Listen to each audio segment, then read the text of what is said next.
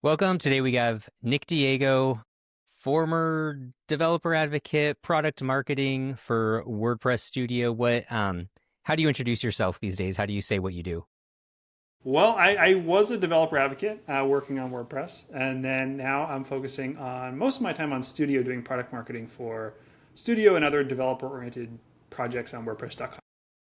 Yeah, I mean, for somebody who made really great WordPress products and plugins, you know that like Mike McAllister and I are cheerleading you on Twitter Yeah, constantly exactly. about them. It definitely makes sense. I guess we should just say like, what is Studio? How do you describe it to people if they're not familiar with WordPress Studio? I think the best way to describe it is it's a local development tool. It's kind of growing into much more than that, but it's a way to develop or build things locally with WordPress. Okay. When you say much more than that, what like are there things you're thinking about or can talk about or Yeah, I mean, I don't know. I don't love the term like local development, especially in this age of AI, because I feel like development is kind of can sometimes be a little bit gatekeepy. Like I can build things with just telling AI to build it for me. So I think that like it's a great way to build websites, build with WordPress locally. You don't always have to be writing code to use it, I guess is basically the thing. It's really a way to, build with WordPress locally, however you want to do that, whether it's with code or with some AI help or just in the UI of WordPress building out a site. yeah, how do you think about that? Like, I mean, first of all, there's a lot of local development tools for WordPress. Like there's everything from spin it up yourself with scripts and commands to different more self-contained products. Most of them seem to be tied to like specific hosting companies and sort of that. Do you know why Studio, what was the real reason to say like WordPress.com needs its own dedicated local development tool? I mean, I think that there's a benefit for hosts to have their own tool. I mean, in Studio, you can push up your local project to WordPress.com hosting. We also support Pressable. One of the, I don't know, interesting things about Studio is it's very closely tied to WordPress Playground. So under the hood, what's actually spinning up your local site is Playground CLI. So it's unique in that way where it's playground powered local development tool. But again, I mean, I think that there's a big benefit for hosts to have their own local development tool because it gives users kind of that easy, direct path to pushing their site to something live. Yeah. And I guess one difference, actually, I don't know if this is a difference from all of them, but it is open source, Yeah. right? So anybody can submit a pull request, file an issue, have a discussion. Do you get community contributions on it?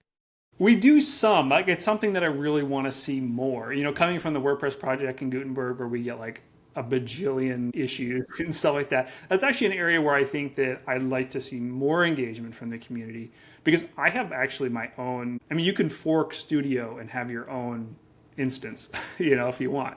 Turn it different colors, whatever you want to do, which I think is pretty cool and it works great. And I do want to stress, I mean, this sounds very like I'm marketing and shilling this product, but you don't need to use WordPress.com. Like, Yeah. you don't even need to log into WordPress.com. You can use it without logging into anything completely for free. And honestly, that's primarily how I use it building plugins and themes. Like I do have a site on WordPress.com, but most of the time it's just local. It's just a local development tool. But yeah, I think that it's an interesting project, and that's kind of why I started working on it as a developer advocate and playing around with Studio. It became my own personal local development tool of choice. And then I just really loved it. Like I really loved like the simplicity of it and how closely it's connected with Playground. It's just interesting to see how that's all evolved over time. Yeah, I like that the UI of it is, I mean, I don't know if it's literally the WordPress components or if it just It looks is like it, but is it like literally the React like package of that's not used in core? 100%, but a lot of them are. Okay. Yeah, I feel like it has like a nice thing. Like I recently saw Chris Coyer from CSS Tricks posted, I think just in the last week, that he had tried Studio in the past and it had like some rough edges, so he's still not using it. But he said, I'm filing it away that I'm going to try it again. And I would say, like, I tried it in the past and struggle with it. But in probably the last 2 months, maybe it's become my go to. I have like maybe one site that I still use like Herd and like a custom thing. And there's really no reason for it. I could just migrate it. It's just like a laziness factor. But like when I need like all right, I just want to test out this plugin. I want to test out, somebody came out with something. I want to try it. If it's I can do Playground for a lot of things. Of like, I just need to try something in the UI, pull up a Yeah. Playground site. I have some like blueprints and stuff, which we'll talk about for that. But like, I feel like Studio has crossed the line of like, I think you can mostly just use it. Like, I don't feel like those rough edges are showstoppers anymore. I do think that there are some areas that to go with Studio. I think because it's built on Playground, there are some kind of quirks of how Playground works that you may not get in other local dev tools that are maybe built on Docker or whatever. But that's actually one of the things I really like about the kind of the interconnectivity of Playground and Studio is that the Playground team is super gung ho about making that tool the best it possibly can be. So any improvement to Playground gets funneled into the next release of Studio. So it's two separate teams, but they're working very closely together. So there are areas that, features that Studio and Playground, don't currently support. Xdebug is one that's kind of like in the works, but we need that for Playground, and it's going to be added to Studio. So I think that there's like this nice synergy between both. But if you're like a hardcore developer using something like Herd or, yeah, Studio might not cover all your bases, but for most things, I would say 80, 90% of things, Studio can get you there. Yeah, I would say I had a few issues with WooCommerce because WooCommerce it's a bit of a beast, when you load it. It's a huge ecosystem and plugin, and I filed issues. And I mean, I guess I have the advantage of we work at the same company as the Exactly. people leading it, so maybe I got a little more priority. But like, it was like a day or two, and they were like, "Yeah, we fixed that in Playground, and it'll make its way there." And it's now hit the point. I think WooCommerce was like one of the stress tests on it, and now I've hit the point where I use Woo pretty regularly. I sync stuff to Pressable back and forth pretty regularly, and so far, minus a few like normal bugs and stuff, it's been pretty reliable to just pop it open and use it. It's gotten Yeah. really good. Yeah. One of the things that we actually talked with the team about the last few weeks is WooCommerce is a great proxy for complicated plugins. If it can work with WooCommerce, then we're pretty sure it can work with other things. But the other plan was to kind of periodically stress test. Just go to the repo and just find like the most used plugins and just like stress test them all. They've done a lot of that, but like that's something that kind of like as a passive project as you move forward, just to make sure that people who are using the most common plugins, they can easily just, if they're using something else, migrate to Studio and everything just works. But yeah, WooCommerce was a big one to make sure that everything is top notch. When you're thinking about it from like the marketing perspective, how do you differentiate between a beginner tool, like because it's very user friendly, but it's a bit like limited, like you said, like the playground instance makes some things not match a perfect like live environment. Like there's some differences there, but I think for like the vast majority of WordPress sites, they probably don't care, and it's probably not a deal breaker. But like when you're thinking about features and prioritizing and stuff, are you thinking about developers? Are you thinking most about builders? Like how do you weigh the benefits of each? I think right now the focus is primarily on builders. I say that with with an asterisk. I think that it's definitely a local development tool, but I think if you're going to be building a theme, a plugin, even a site for a client, almost all the time, Studio is going to meet your needs. Now, there are definitely some more technical use cases that you might run into some issues, but you're probably already using a more sophisticated local development tool. And Studio, I'd love for Studio to get there, but I think that there's also a huge amount of users out in the world that would benefit for something like local to build their site locally and then push it live, or build their first block plugin, or experiment with an extension plugin for a feature that they need on their personal site. I think that there's a huge group of potential users and existing users that meet that need, and we want to make sure that the speed at which they can create a local site, get their content in there, push it live if they so choose, is the best experience possible and also the easiest, really delightful experience. I love it if sophisticated developers choose Studio in the long run and submit their issues for things that aren't supported, but I think that they're a bit of a smaller group and they already have tools that they love, and it's going to be hard getting them off their favorite tool anyway. So.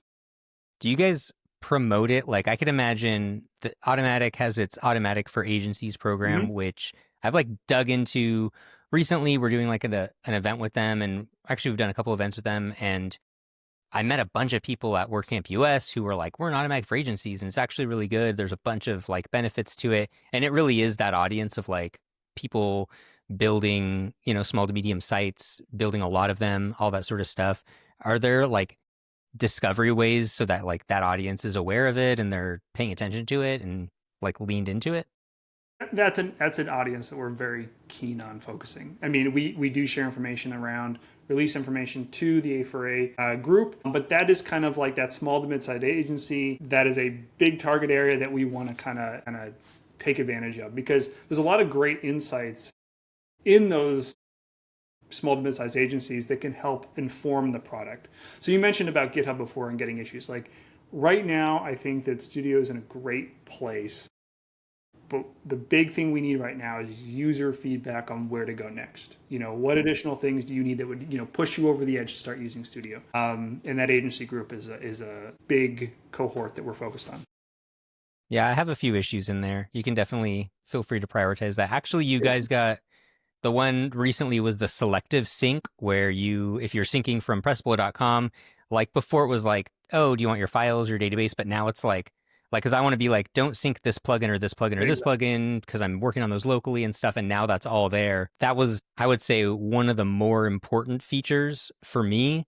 But I know that a lot of people want to see sync to other hosting companies. And to me, personally, like my personal opinion is like every hosting company has their own. Like that's just a normal thing. It's not unusual, but I think that WordPress.com generally has sort of a higher standard that people expect. Like it has to be free, it has to be available, it has to be this, all these sort of things that like I don't think other hosting companies have to deal with as like an expectation for free software at a level that is. But like, how do you think about like it's open source, but how do you think about like extensibility, like people building plugins for it or building add-ons to it or something like that? Do you think that that would ever be in the roadmap? I think that right now, I mean, we've got a lot of requests for connecting to other hosts. Right now, there's so much on the roadmap that that's just not currently a priority. We've also had some, feedback around building extensions for Studio. Again, that's not on the immediate roadmap. But the one thing that is very important to the team, to open source, to anything, is being able to take your content wherever you want. And so going back to the conversation around like making sure Studio works with like all the, top plugins in the world, some of those are import export, migration plugins. And so I think a first step would be to make sure that you can get content in and out of Studio really well in all kind of the normal formats that people are, familiar with. The import export works great right now. It's pretty robust, but I think that there's probably work that can be done there to make it even more robust. I think that's probably where we would start. The team would start first and that sort of thing. Yeah, because it's from what I understand, it's kind of based on like Jetpack. And so if you had like a self-hosted WordPress site, not on .com, not on Pressable, but you had that premium Jetpack like backups feature, could you import that? Yeah, absolutely. Okay. Yeah. That's really seamless and easy. There are a lot of other popular migration plugins that are not as easily supported. Yeah, because a lot of the errors that I would get when I would do imports and stuff, it was around like the database. Like obviously because there's this, you probably could explain it better than me, but like the SQL to SQLite like compatibility layer and stuff, that has probably, at least from the outside, looks like a major pain point. Is that like one of the biggest hurdles to get over?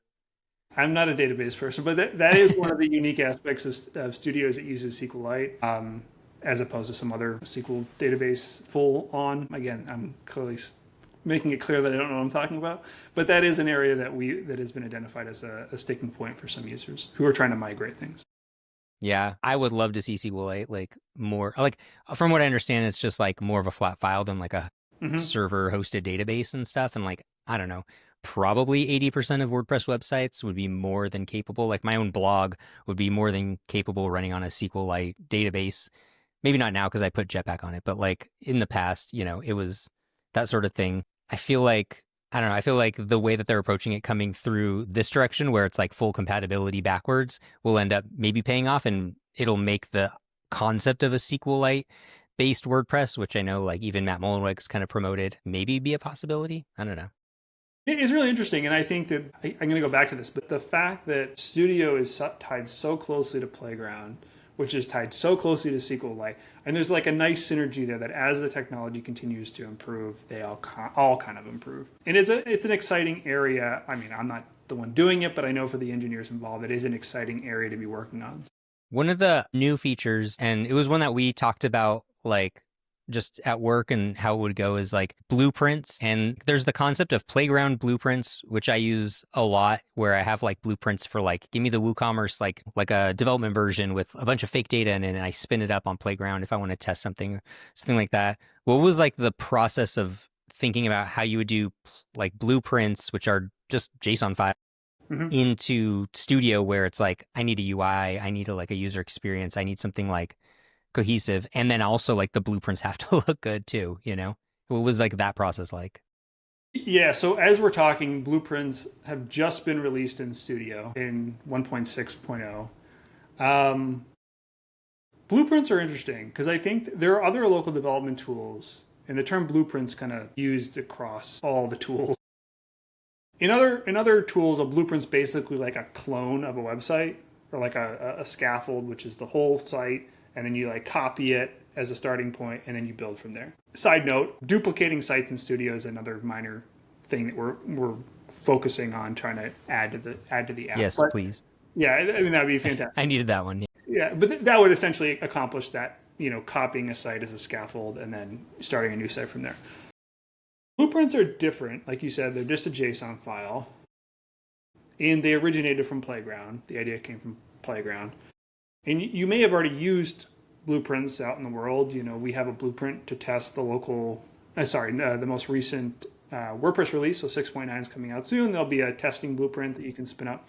It is a bit, if you've ever looked at a blueprint, the JSON, it's complicated how Yeah. they're all specced out. And so that's a thing that we have not fully solved yet. But in the UI, we're providing, three starter blueprints. There's a quick start, a development oriented one, and then one designed for WooCommerce. They're super basic. They're nothing crazy, but they just spin you up a site with a bunch of pre-installed plugins, a couple, some site settings, maybe some, constants like turn on WP debug, that sort of thing. And they're just a good starting point where you don't have to go out and install those plugins yourself and kind of go do all that stuff. You can also do custom blueprints. And I think that that's where, the starter blueprints are great. We needed to have a UI where people could pick from something and start instead of starting from scratch. And I think that we'll continue to develop that over time with additional, this library of blueprints that you can pick from. But the custom blueprints are what, at least you and I are the most excited about, right? I have my own custom blueprints that I set my name, I set my admin color, I set all my favorite plugins. They can pull from the repo or GitHub or wherever. You can do a lot with blueprints, and you can just spin up anything. And I think that that's the most exciting part about it. Going back to your question about UI, we still have work to do in terms of helping people build blueprints. Right now, you cannot export a site you've already created as a blueprint. Mm.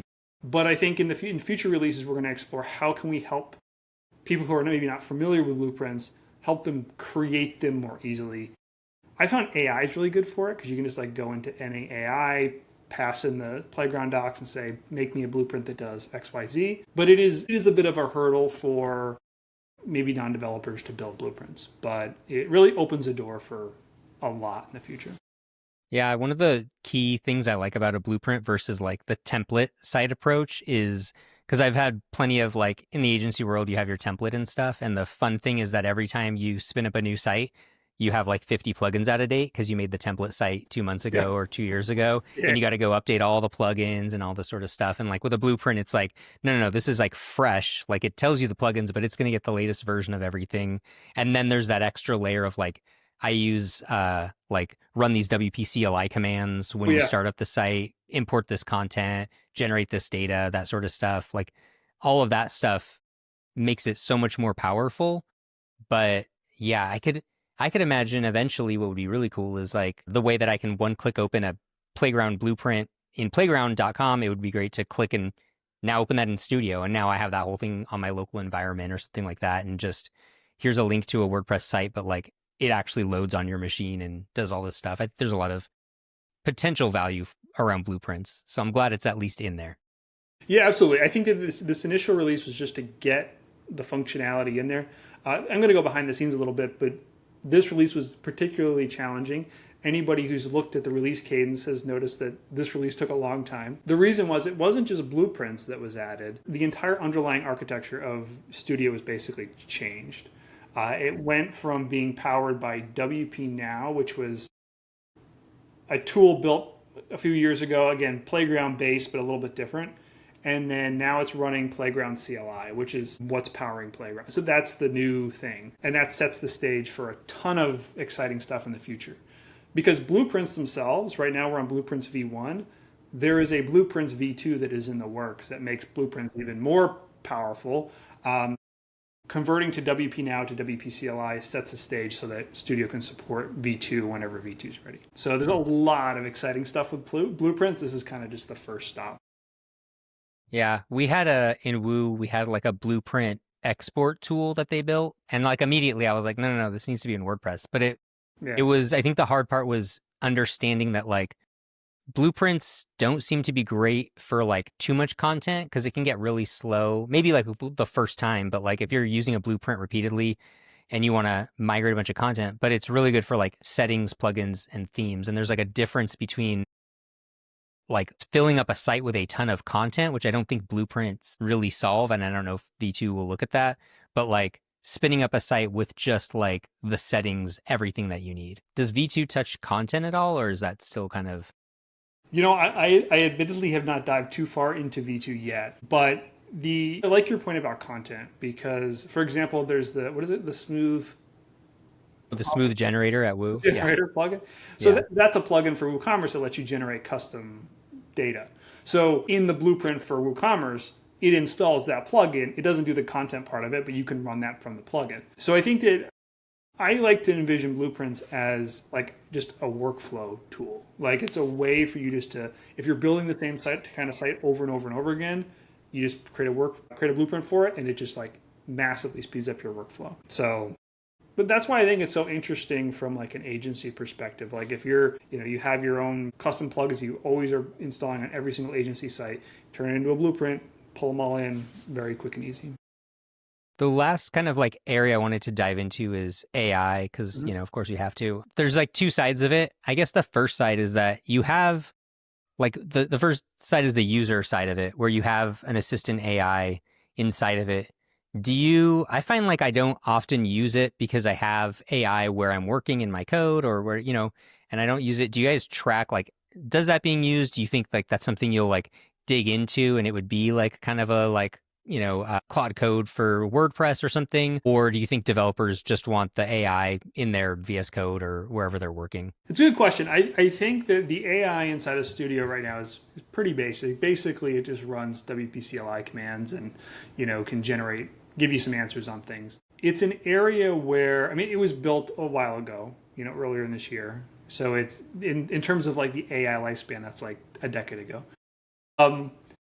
But I think that there's a lot of opportunity inside of Studio in the future when it comes to AI. So there have been explorations at Automatic and WordPress.com outside of Studio, Telex, I'm sure you've tried out Telex, which are really interesting. And there's nothing technically stopping those tools from coming into Studio in the future. I'm not saying that they are, but I'm saying from like a technical standpoint, you could imagine a world where you have an AI chap inside a Studio that says, start me up a site.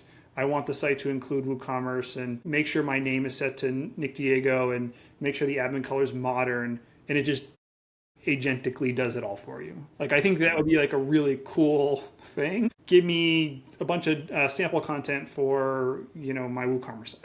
Who knows? I fully see that in the future of Studio. It's not currently being worked on. A lot of the experiments are taking place outside of Studio. But there's no reason they can't come in the future. And on like the flip side, in terms of developers using AI, do you have a sense of how much so a few weeks ago we had an internal like hackathon day and I spent most of the day just making AI generated images and wasting time and getting distracted. But you built like a right click, context menu drop down for Studio. I'm pretty certain you used AI to get through that process. Yeah. How much do you think AI has like informed the development process of Studio? Like, are developers using it? Are there like layers of it, checks? Like we use CodeRabbit for PR checks, things like that. Like, how much is that in the process? I any product, well, I shouldn't say any, but most products these days are leveraging AI pretty heavily. And I think that to to that end, the progress that's been made in a product like Studio in the last like even 6 months is exponential to where it was in the past. And I think a lot of that is due to the developers leveraging AI. The little thingy I built, it's currently I've passed off that pull request to a actual developer, polish up and get it into the app. But yeah, I mean, I just basically vibe coded a feature of Studio that will eventually be in the app with a little bit of fine tuning. But I did that in an hour and a half during a hackathon. So I think that kind of thing we're going to see it. You're going to see it in every app out in the ecosystem. But just this kind of exponential kind of growth and how these apps evolve. It's kind of crazy. I do want to go back to your point about developers using AI. Like I personally, I'm using Claude Code, I'm using Cursor. I think that if you're developing something, often you're just going to be using those types of tools rather than something in Studio. So the way I look at Studio is how can it help you set up a site easier? Like managing setting, to me that's really exciting to like instead of having to like go change my permalinks and do all this stuff, like just tell AI to do it and it can just do it for you. I think that would be really cool. We'll see what happens. Yeah, because like for me, a local development tool, I kind of want to turn it on when I start a site, and then I'm hopefully not looking at it unless like it had like some like debug logs or something, or an MCP or some other cool thing. But most of the time, it's like I want to spin up a site, so that seems like the most valuable place to focus on AI. Like help me spin up what I want, help me like build the new thing I want. And then if I am a developer, like I'll go to my tools after Yeah, this. yeah. When you submit a PR that you vibe coded, like I think I have like imposter syndrome. Like I'm afraid to be like, hey, I prototyped this thing, which is dumb because internally I watch people do it all the Oh time yeah. from other teams. Oh, I vibe coded this thing and maybe it'll work, maybe it doesn't, but it proves the concept. And now I'll let the grown-ups take over Yeah. that actually know how to code. Do you feel confident that people are okay to like throw a vibe coded prototype at a open source project generally? Yeah, there was I won't get into it. There was some discussion online around like how you contribute to open source projects recently. And I am of the opinion that obviously you want to do good work in whatever you're contributing, whether it's just a documentation update or maybe it's actual live code. But I think if you're putting I mean, it doesn't matter how you got there. If what you put together is, because most projects, including Studio, they have a bunch of, checks, like linting checks and, code checks or whatever. As long as you make sure you're passing all of those and you built something you think is providing real value to the user base of Studio, please submit a PR. It doesn't matter how it got there. If you think it's a valuable improvement, doesn't mean it's going to be accepted, but please submit it. It's open source. Like that's what this is all about. So Awesome. Well, you heard it from Nick. Throw your vibe coded slop yeah, in and exactly. he'll triage it for you. Yeah. Thanks for breaking down Studio with me. Where do people go to get Studio, to follow it? I don't know if you have like a developer blog or like a place on .com's developer blog or something like that. Where do people kind of just like track the progress of it? Yeah, so we have, if you go to WordPress.studio, it's a cool URL, but sometimes people don't realize that that's an actual URL. But if you go to WordPress.studio, it will take you to the landing page about Studio. There's documentation that has the change log and the roadmap and everything there. You can also go to the WordPress.com/blog. That's where we blog about, that's where any like big release will be posted. So that's the spot there. And then if you follow WordPress.studio, you'll find the GitHub repository. So if you have an issue, please post an issue. We also enabled the discussions tab. So if you have an idea or you just want to rant about something about Studio, that's a place for that as well. But GitHub is really we're trying to make that kind of a source of truth for issues, discussion around Studio. It is an open source project and we want to try to, encourage and foster kind of a community around it. Awesome. Thanks for hanging out today, man. Yeah, absolutely. Have a good one.